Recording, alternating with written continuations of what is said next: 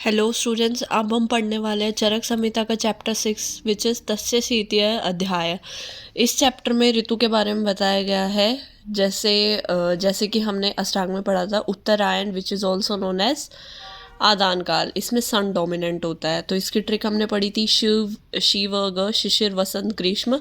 दक्षिणायन, इसमें moon dominant होता है। विसर्ग काल वर्षा शरद हेमंत। उसके बाद आदान काल और विसर्ग काल का डिफरेंस हम अष्टांग हृदय में भी पढ़ चुके हैं। इसमें क्या क्या ऋतु आती है। सूर्य उत्तरायण होता है, आग्नेय होता है, चंद्रमा का बल क्षीण होता है, सूर्य का बल पूर्ण होता है। इसमें रूक्ष कटु तिक्त कषाय रस का सेवन करना चाहिए। इसमें मधुर अम्ल लवण का, ठीक है। उसके बाद आदावंते च दौर्बल्य विसर्ग आद्यो नृणाम मध्य मध्य बलम त्वंते श्रेष्ठम अग्रे च निर्दिशेत। इस श्लोक में बताया गया है कि शारीरिक बल और शारीरिक बल की स्थिति कैसी होगी आदान और विसर्ग काल में।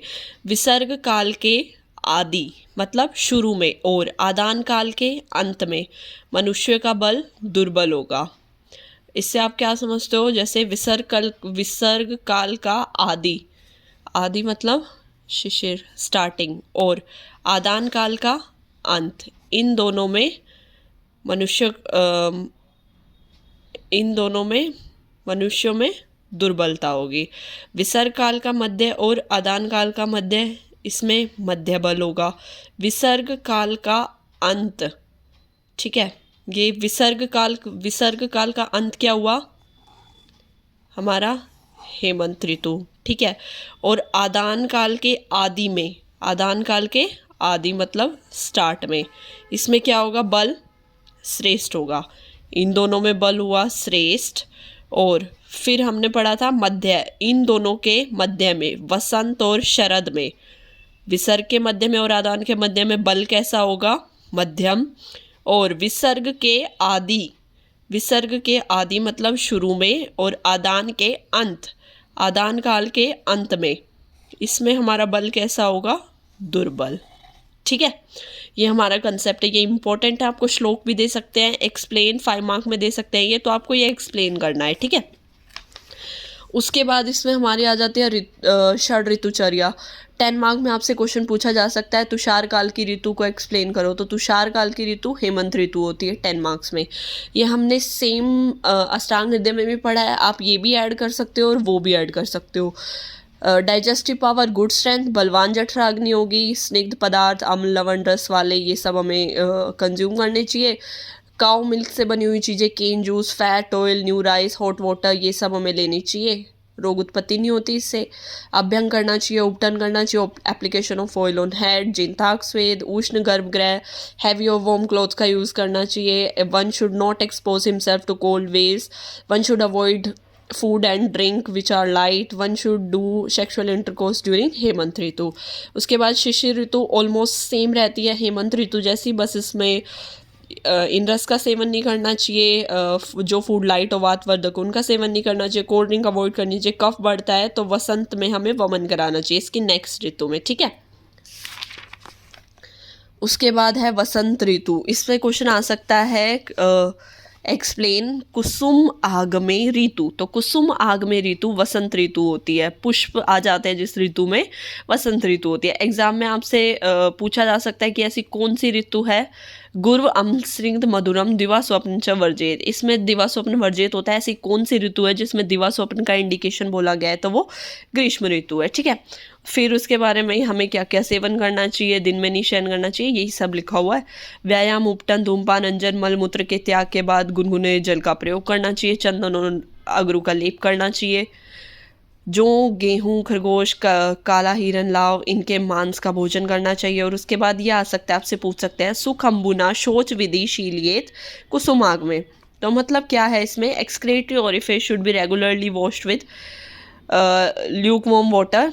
इसमें बताया गया है कि कुसुम आग में शीलियत शौच विधि के बाद हमें अपने एक्सटर्नल एक्सक्रीटरी ओरिफिस क्लियर करना चाहिए ल्यूकवार्म वाटर से, ठीक है। ये कंटेक्स्ट किस में है? वसंत ऋतु में। उसके बाद ग्रीष्म ऋतु के बारे में बता दिया गया है।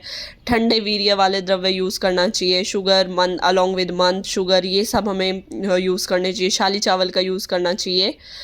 उसके बाद बताया गया है कि अल्कोहल लिटल क्वांटिटी में यूज़ करनी चाहिए with plenty of water, water ज़्यादा होनी चाहिए, अल्कोहल का अमाउंट कम होना चाहिए। ये चीज़ें हमें सेवन नहीं करनी चाहिए ड्यूरिंग डे टाइम। सिर्फ एकमात्र ग्रीष्म ऋतु ऐसी है जिसमें दिवा स्वप्न कर सकते हैं, दिवा स्वप्न का इंडिकेशन है। इंटरकोर्स नहीं करना चाहिए, शीतल जल एवं पुरुष पुष्पों का सेवन करना चाहिए। उसके बाद है वर्षा ऋतु के बारे में बताया गया है, अग्नि दुर्बल होती है तो मॉडरेट डाइट लेनी चाहिए। इन चीज़ों का वर्जन करना चाहिए। कॉन्ट्राइंडिकेटेड है चीज़ें, हनी प्रिपेयर डाइट्स लेनी चाहिए। अम्ल लवण रस एवं स्नेह द्रव्यों से अधिक बने का सेवन करना चाहिए। उसके बाद बताया गया जठराग्नि मेंटेन करने के लिए पुराना बार्ले, वीट, शाली चावल यूज़ करना चाहिए। माधविक, वन शुड ड्रिंक माधविक with little honey. Pure rain water use करना चाहिए। बॉयल और cooked mixed with honey use करना चाहिए। ठीक है, माधविक यूज़ करना चाहिए, रेन वाटर यूज़ करना चाहिए। महेंद्र रस गर्म करके शीतल किया हुआ जल पीना चाहिए। लाइट एंड क्लीन अपैरल पहनने चाहिए। क्लेद रहित सूखे स्थान पर रहना चाहिए। ठीक है, उसके बाद शरद ऋतु which is one of the most important. आपसे पूछ सकते हैं घनात्य एक्सप्लेन घनात्य, ऐसे बोल सकते हैं आपसे। ठीक है, एक्सप्लेन घनात्य 10 मार्क्स 5 मार्क्स में आ सकती है। मधुर रस, लघु गुण, शीत वीर्य वालों अनपान का सेवन करना चाहिए। इन सब का मीट यूज़ करना चाहिए। उसके बाद सनबाथ अवॉइड करनी चाहिए। Fat oil, meat of aquatic marshy animal, दही का प्रयोग नहीं करना चाहिए। दिवा स्वप्न अवॉइड करनी चाहिए। पूर्वी वायु का सेवन नहीं करना चाहिए। हंसोदक का कंसेप्ट आपने अष्टांग में भी पढ़ा था, इसमें भी पढ़ सकते हो। Which is expose to heat during sun, सूर्य से गर्म किया हुआ और चंद्रमा से शीतल किया हुआ, अगस्त्य तारे की मदद से डिटॉक्सीफाइड हुआ, उसको हंसोदक बोलते हैं। ठीक है, उसके बाद फ्लावर्स का यूज़ करना चाहिए। साफ कपड़े पहनने चाहिए। Rays of moon in the evening and exceedingly beneficial. ठीक है, उसके बाद इस चैप्टर से जो इम्पोर्टेंट बनता है वो आपसे पूछ सकते हैं सातवें का वर्णन कीजिए। 5 मार्क में भी आ सकता है, 10 मार्क में भी आ सकता है। तो 4 टाइप के सातवें का वर्णन किया गया है, मतलब होमोलोगेशन। सातवें का मतलब होता है suitability to some things which are favourable for one on self. इसको उपशय भी बोलते हैं। हित और पथ्य इसके सिनोनियम्स है, पर्याय हैं। तो सात में से आप क्या समझते हो जो किसी पर्टिकुलर बंदे के लिए, किसी पर्टिकुलर पर्सन के लिए साथ में हो, मतलब फेवरेबल हो उसके लिए। जो भी रेजिमन है, डाइट है, वो नॉन इंजरियस होते हैं बॉडी के लिए, हैबिचुअल यूज़ में हो जाते हैं, उनको हम ओक सात में बोलते हैं। ठीक है, ओक सात में आपसे पूछ सकते हैं किसको बोलते हैं एमसीक्यू में, ऑप्शन देके। 4 टाइप के सात में का वर्णन किया गया है यहाँ पे। सबसे पहले है ऋतु सात में, ओक सात में, देश सात में और रोग सात में। द वर्ड सात में लिटरली रेफर्स टू हैबिट। सात में का मतलब होता है habit, suitability, wholesomeness, agreeability to the nature and condition, natural constitution of individuals. इसीलिए साथ में एक इंटीग्रल पार्ट है preservation of health and treatment का। साथ में is one of the important assessment parameter in examination of patient. ऋतु साथ में क्या आएगा, refers to suitability according to season, मतलब किस सीजन में किस बंदे को क्या सूट कर रहा है, वो हमारा ऋतु साथ में है। A person who understand the phenomena of seasonal adaptation in diet and life style and practice it lives healthy and long life. जिस पर्सन को पता है कि उसको किस ऋतु के अकॉर्डिंग, उसके बॉडी के अकॉर्डिंग क्या डाइट लेनी चाहिए, क्या लाइफस्टाइल फॉलो करनी चाहिए, और वो उसी को प्रैक्टिस करता है, वो हेल्दी रहता है और उसकी लॉन्ग लाइफ होती है। ऑक साथ में it refers to habituation develop by practice, spontaneous exposure it can acquired type of साथ में ड्यू टू रिपीटेड और habitual use of particular regimen for a longer time. कोई भी रेजिमन फॉलो करने से फॉर अ लॉन्गर टाइम, कोई भी एक पर्टिकुलर हैबिचुअल हो जाए, उसको बोलते हैं ओक साथ में। By repeated use in small quantities the person get adapted to such substance.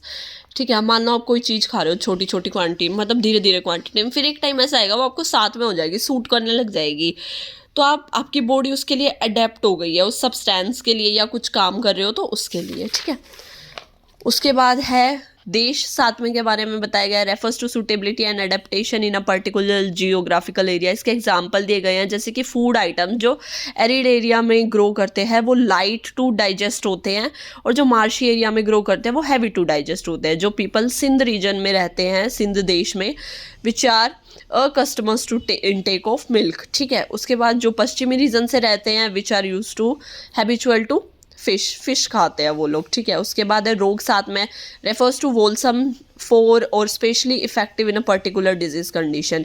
कोई भी रेजिमन जो कि स्पेसिफिक अपोजिट क्वालिटीज़ का है, जो भी हमें डिजीज़ है उसके ऑपोजिट क्वालिटीज़ का है, वो रोग साथ में आएगा। जैसे यवागु बहुत ज़्यादा इफेक्टिव है इन द मैनेजमेंट ऑफ ज्वर, मिल्क गुलम में, ठीक है।